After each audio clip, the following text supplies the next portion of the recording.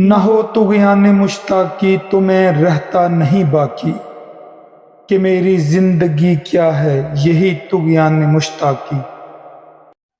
وہ آتش آج بھی تیرا نشیمن پھونک سکتی ہے، طلب صادق نہ ہو تیری تو پھر کیا شکوائے ساقی۔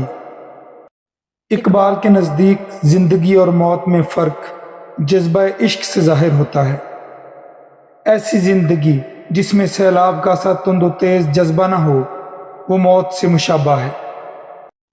زندگی میں انسان کو سخت جدوجہد کر کے اعلیٰ مقاصد حاصل کرنے چاہیے۔ اگر وہ اس جذبے سے خالی ہوگا تو اس کی زندگی موت جیسی ہوگی۔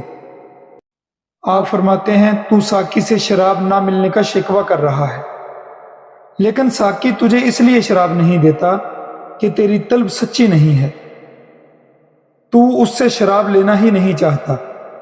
اگر تجھے اس شراب کی واقعی طلب ہوتی تو ساقی تجھے ضرور شراب دیتا اور تو اس شراب کو پی کر اپنا دل جلا لیتا۔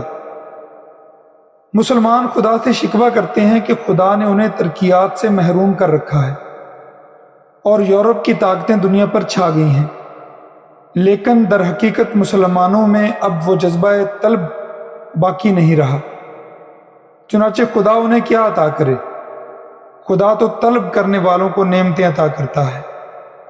مسلمانوں کے دل تو افسردہ اور مردہ ہو چکے ہیں۔